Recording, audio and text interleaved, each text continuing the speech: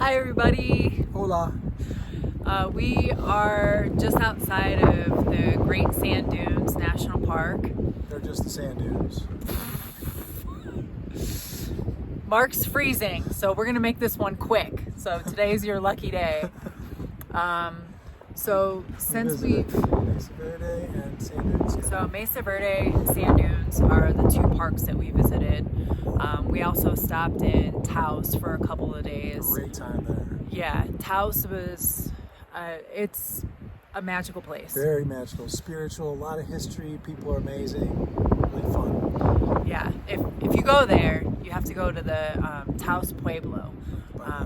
They just allow us to come into their community and observe their way of life and hear their stories and see their beautiful art, and it's awesome. So that, and we spent some time at the Rio Grande Bridge, or the Rio Grande Gorge Bridge, where we met some really cool people.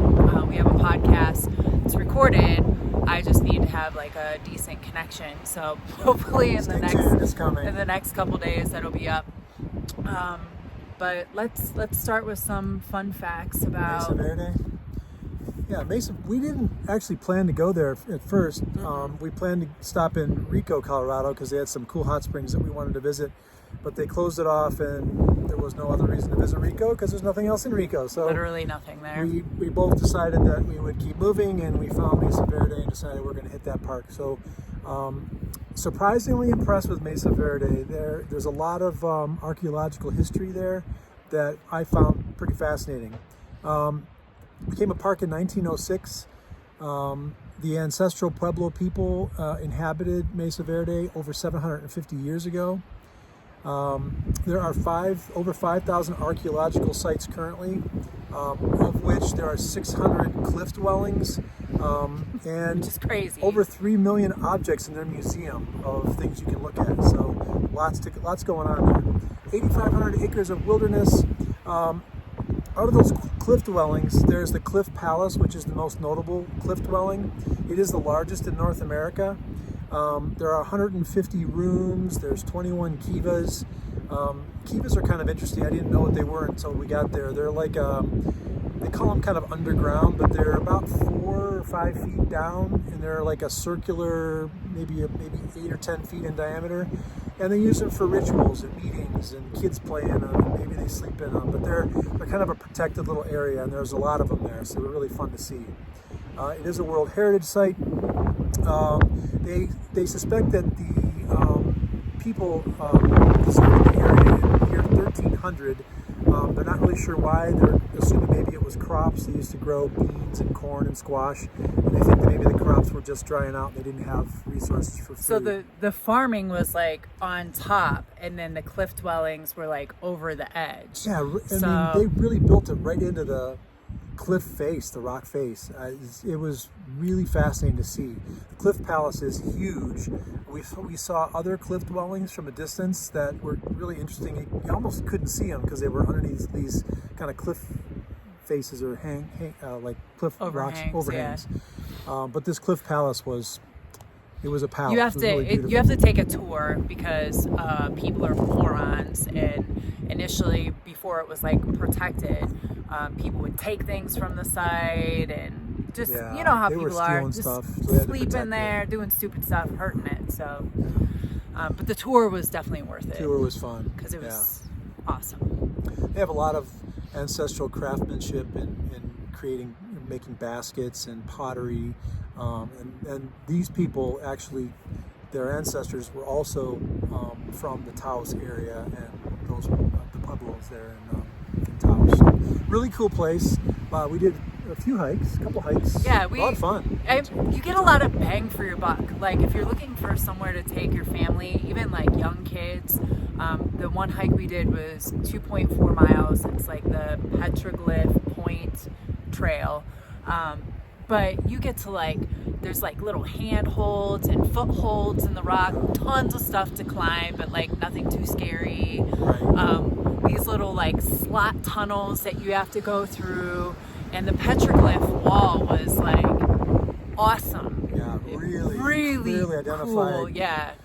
So yeah, a lot of different objects and y- characters. You could tell drawn it in told a story. Yeah. You didn't know what it Yeah. was saying, but it looked pretty cool. It looked like a cool story. So Thumbs yeah. up to Mesa Verde. Good, it was a good place to visit. Yeah, unexpectedly cool. Very surprised with it. So, great sand dunes. We're here now. Right. We did our first hike today.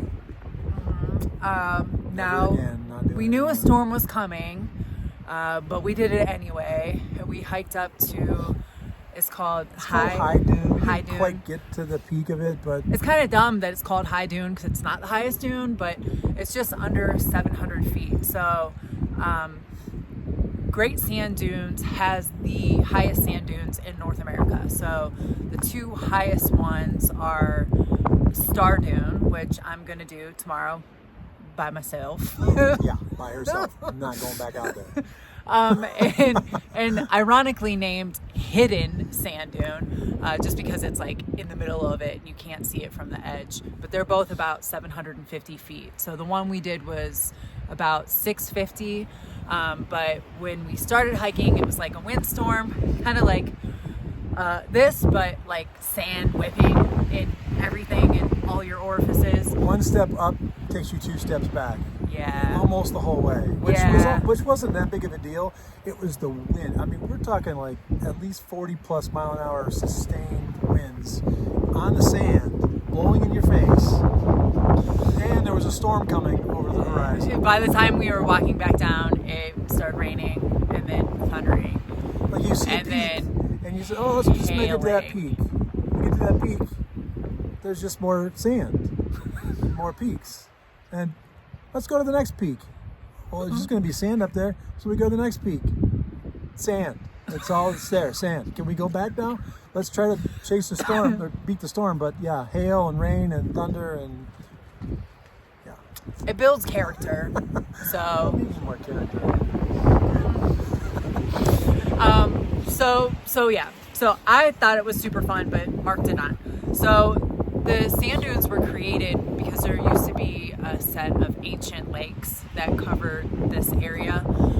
So all of the like rivers and tributaries that came from the San Juan Mountains and the Sangre de Cristo Mountains, which means blood of Christ, all of that got deposited in those lakes. Well, then as the climate changes, the lakes dried out, all the sand was left. Well, the shape of the mountains around there formed these weird wind tunnels. So the patterns that the wind takes in there actually is what caused That is the kind of cool. It's very massive interesting. deposits. I didn't know that. It's kind of interesting how they form because they don't fit in here. Mountains It's and because you water have here. mountains in the background. So there's these sand dunes and the mountains in the background. So yeah, it doesn't really make sense. Mark would have preferred to just see it from a distance, That would have been good. which is what It's he'll okay. do tomorrow because I don't want to hear anymore. So, but they estimate that there's 5 billion cubic meters of sand. That's a lot of sand. I'm saying. You want to avoid coming in the middle of summer or you hike really early, the sand can get up to 150 degrees. What? So, especially if you have, like we took the dogs out. Today was 65 degrees and raining. So it wasn't hot, but that would be a consideration that you would want to make if you're going to take them out. And they have evidence that humans lived here up to 11,000 years ago. So like caveman days, there were humans living here. So it's one of the oldest archaeological sites also within the national parks. And it was originally named the Sawapmanach by the Ute people, and it means sand that moves because over the years, It moves with the wind. the shapes of the dunes, the heights of the dunes is going to change. So, Cool. yeah. The dogs are barking. Yep, they're barking. We're overdue for their dinner. So we're headed back towards home. I guess you could call it that, towards Ohio in a couple days. We're going to be there not this weekend, but next weekend. And we're going to put something up about where we're going to be. I think we're planning on Saturday night, which is the 28th, heading to Northwater Brewing maybe like 8 p.m. or so. So if you want to catch up with us, that's where we're going to be, because we're coming home to see his mom. She's turning 80. Hey, Mom. We promised her we would not miss her birthday, so we're going to be home Can't for miss that. And we have some scans. So the main reason for us coming home is to see family and to get all these doctor's appointments out of the way. So if we don't see you when we're home this time, please don't take it personally. It's just we have a lot to do in a couple days, but we'll be home for the month of December. So don't worry, you'll get all that you need of us then. That's right. So. All right, okay. Mark's freezing. I have to go warm him up. I've tortured him enough for one day. So It's over. Yeah. Thanks for listening. See you soon. All right, peace. Peace.